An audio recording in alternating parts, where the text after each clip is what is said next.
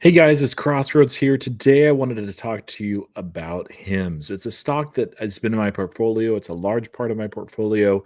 It's one that I took some profits on the way up. And I've not said too much really since the earnings call, other than just one video and a couple of posts. But there's been a lot of news, and I want to kind of touch base on that. There's some very exciting news, there's some kind of neutral news, and there's some interesting news as well. Hims, I saw as we entered the year as a high potential for a strong run based on two factors. And the most important factor I thought was, of course, that the markets would do well and it was positioned well for weight loss season. And of course, they ran with that, ran the Super Bowl ad, and then boom, all of a sudden, the FDA removed semaglutide from the shortage list. So that's, if you're not familiar with it, that's one of the GLP-1 products that Hims has been able to compound. We have a separate video on that. I've talked about that before. The bull thesis on Hims hasn't and has never been compounding infinitely GLP-1s. Now, I thought there might be a creative legal way that might possibly work for Hims to be able to skirt some of that, but that seems like that is not the case. They still put out exceptionally bullish guidance, and I think that some of their products may be helped by a couple of factors that we're going to talk about today. Now, the first one of those factors I want to mention is really the refresh cycle. That may be the wrong word for this type of product, but sadly, the matter is that a lot of people that are using GLP-1s, they'll use it for a while, they'll hit their targeted goal for weight loss, they'll get off of it, and none of their habits change. And guess what happens? They gain the weight back. I didn't realize that I knew this, but I know several people personally that have used GLP-1 products, saw great success with it, went off of it, and then they've since regained all of the weight and are looking at possibly getting back on the products. Now, how does that impact Hims if they are going off of the shortage list and they can no longer sell these products in mass other than the 503A exception, which is just a small niche after May? The answer is Hims Oral Solution, also their nutrition line as well. This has been something that is a relatively new product. It's their fastest one to hit, I believe it was $100 million annual run rate, and they've exceeded that certainly as well. It's one that I believe that they're cross marketing to a lot of people that are using GLP-1s that are switching to another provider. A lot of those people are going to be hit with sticker shock.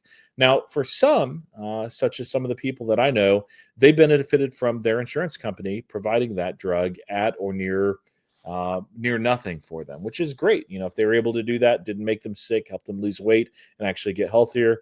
Hopefully, they'll develop healthier habits next time.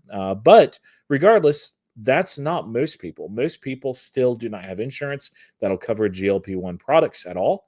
And as a result, if they were used to and comfortable paying a relatively low sticker price through Hims, now all of a sudden they're going to be paying the full price, at least as an American consumer, for most Americans that don't have that kind of insurance. So, what is that going to mean? Well, either they will just take it on the chin and say, okay, I'll just pay it, it's worth it to get healthy. Or they will say, you know what, there's other ways to get healthy, diet and exercise. Maybe I'll try that. And then some will want to use a little bit of extra help. That is where the oral solution for Hims comes in. I've not used it. I've not used any Hims products. I have gone on the website, checked it out just to see how that flows as an investor. Not opposed to using it. If you're using it, you do you. And I may use perhaps that oral weight loss solution down the road. And they may look at that sticker price and say, you know what, this is significantly cheaper, and I don't have to stick myself with needles. Maybe it's not as effective, and it certainly is not as GLP-1 solution, but it's better than nothing. Why don't I try that? And I think that there's going to be a lot of folks that do that, both from the switch over, but also from this factor where many of those early adopters and users that saw a lot of success. Now, I hope I'm wrong here, but a lot of them, I think, have regained that weight because they've not really changed those habits.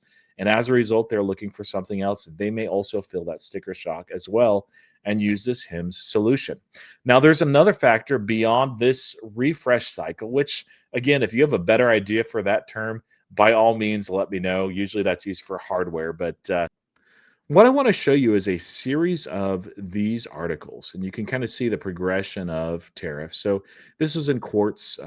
February 5th is when it was dated, and it said how Trump tariffs could affect weight loss drugs. And there's a long article. You can find it and read it yourself.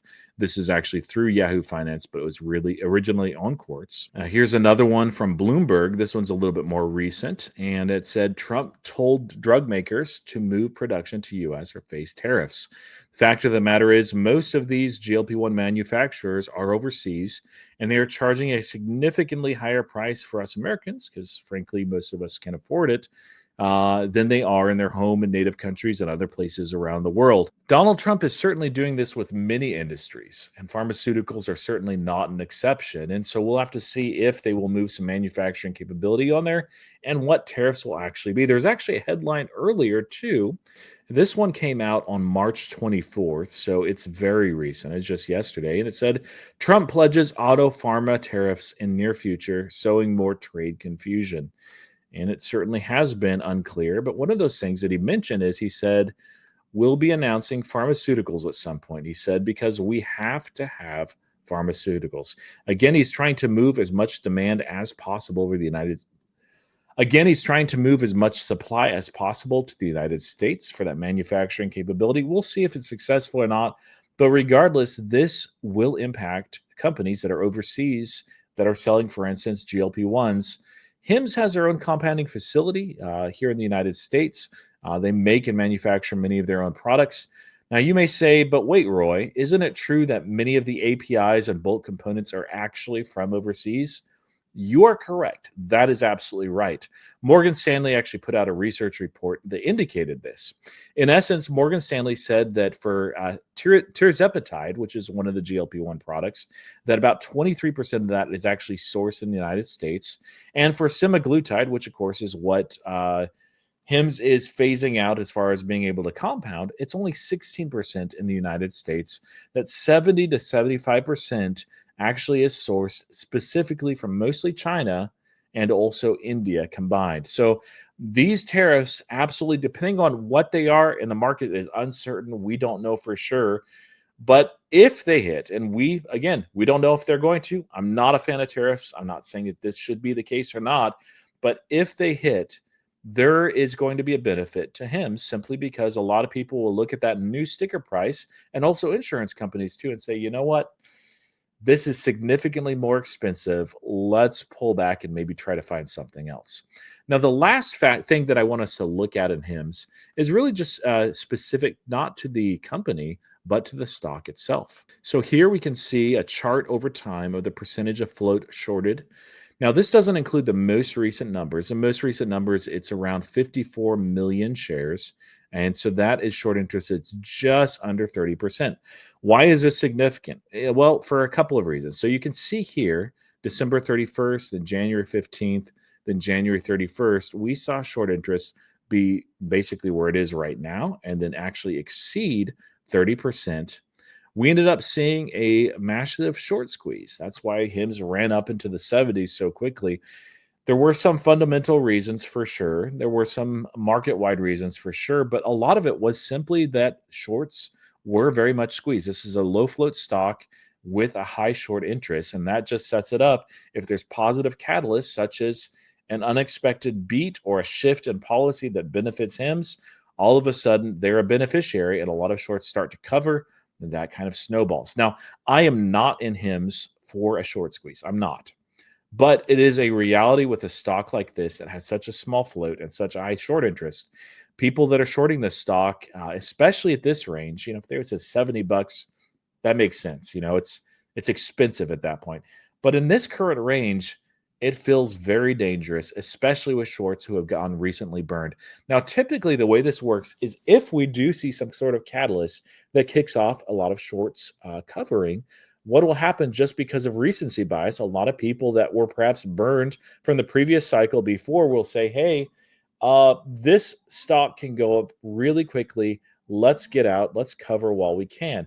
And it becomes increasingly difficult as more and more shorts cover, leading to buying pressure, leading to an acceleration in the stock price to not really see HIMS go up over that time, over a very short period of time.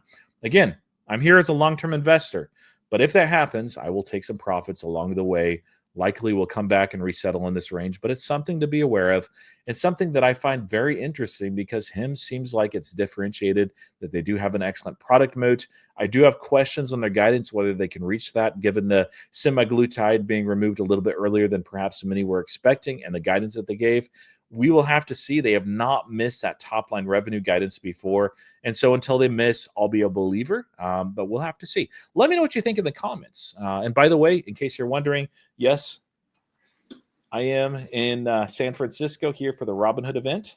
And so I'll be covering that and giving some videos perhaps tomorrow, perhaps the day after that as well, as some live content on X. But anyway, thank you for watching, commenting, and subscribing. Until next time, happy investing.